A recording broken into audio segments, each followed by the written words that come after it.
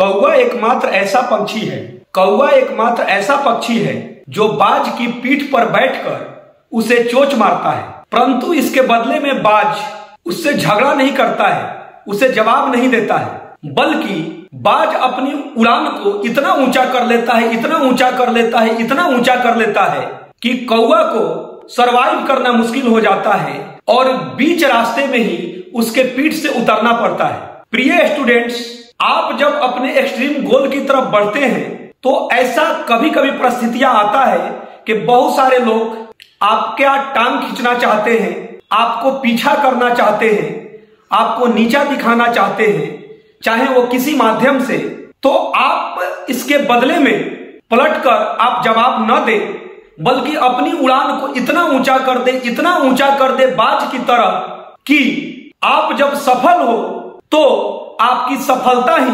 उसका रियल जवाब हो। इसके लिए आप निरंतर मेहनत करते रहें, क्योंकि एक रियल कहावत ही है कि जो जीतता है, यानी जीतने वाले छोड़ते नहीं और छोड़ने वाले जीतते नहीं। इसलिए अपनी उड़ान को इतना ऊंचा, इतना ऊंचा, इतना ऊंचा कर दो कि एक दिन दुनिया आपको सलाम करे और सफलता आपके कदम चूमे।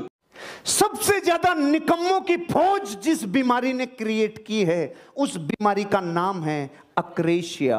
धरती पे आज तक करोड़ों करोड़ों लोग जो अपनी जिंदगी में मेहनत नहीं करते हैं, अपने अंदर निकम्मापन ले चुके हैं, ऐसी फौज क्रिएट जिस बीमारी ने की है, उस बीमारी का नाम है अक्रेशिया। और ये वर्ड है इटालियन वर्ड अक्रेशिया, और इसका हिंदी मीनिंग है जिसका जिंदगी पे खुद के ऊपर नियंत्रण नहीं होता है, उसको बीमारी होती है अक्रेशिया। खुद पर जिसका नियंत्रण नहीं, उसे इस बीमारी से कोई नहीं बचा सकता। धरती पे हर एक बीमारी का टीका लगाया जा सकता है, लेकिन अक्रेशिया का टीका नहीं है। इसका तो तोड़ ढूंढना पड़ेगा, अपनी जिंदगी में संकल्प की ताकत से तोड़ ढूंढना पड़ेगा, उसके बिना पॉसिबल नहीं है। अगर आप अपनी जिंदगी में ये समझते हैं कि अगर खुद के ऊपर नियंत्रण चाहिए तो अक्रेशिया बीमारी को निकालना होगा। इसमें कमजोर इच्छा की लत लग गई। जो काम लेटे लेटे हो जाए उसको बैठ के क्यों करें, जो बैठे बैठे हो जाए उसको खड़े होके क्यों करें, जो खड़े खड़े हो जाए उसको भाग भाग के करने की जरूरत क्या है। एक था गुरु, एक था चेला। गुरु ने रात को सोते टाइम चेले से बोला, बेटा खड़ा हो, ये बल्ब को बंद कर दे, मेरी आंखों में चुभ रहा है। तो चेले ने बोला, गुरुजी आंख बंद कर लो, बल्ब अपने आप ही बंद हो जाएगा। तो गुरु ने देखा बेटा बहुत निकम्मा हो गया, उन्होंने दूसरा आदेश दिया, चल खड़ा हो, बाहर देख क्या बारिश आई है क्या। तो चेले ने बोला, गुरुजी बाहर से बिल्ली आई है, हाथ फेर के देख लो, गीली है तो बारिश, सूखी है तो बारिश नहीं है। गुरुजी का दिमाग खराब हो गया, कितना निकम्मापना इसमें आ गया, कितनी अक्रेशिया इसमें आ गई। लास्ट में गुरुजी ने बोला, चल खड़ा हो, दरवाजा बंद कर, हवा आ रही है। तो चेले ने बोला, गुरुजी दो काम मैंने कर दिए, एक आप भी कर दो। और आप ये सोच के खुश हो रहे हो कि ये स्टोरी उस चेले की है।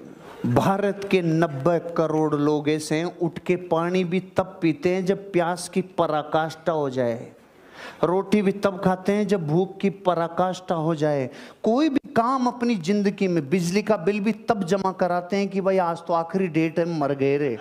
मोबाइल का बिल भी लास्ट तारीख को जमा कराएंगे कि भाई अब तो होना ही पड़ेगा रे। जीवन में कोई से ही काम हो, अगर डीएनए भारत का है तो आखिरी टाइम पे करेगा, करना चाहिए। जो इस वर्ल्ड से प्रभावित हो गया, जिसको करना चाहिए की लत लग गई, जिसको करना चाहिए सबकॉन्शियस माइंड तक चला गया, उसके अक्रेशिया की बीमारी घुस गई। सिखाने वाले ये सिखा रहे हैं, ऐसा करना चाहिए, ऐसा करना चाहिए, ऐसा करना चाहिए, और सुनने वाले कह रहे हैं बिल्कुल बिल्कुल करना चाहिए, करना चाहिए, करना चाहिए साहब, बिल्कुल सही कह रहे हो आप, करना ही चाहिए।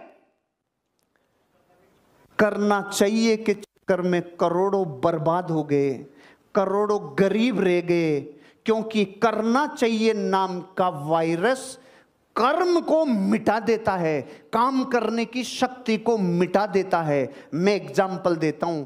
इस देश के करोड़ों शिक्षक और गुरु ये कहते हैं, यहां से सिखाते हैं, सुबह जल्दी उठना चाहिए, और सामने वाले करोड़ों लोग कहते हैं बिल्कुल चाहिए, जल्दी उठना चाहिए, लेकिन सांड की तरह सोते हैं।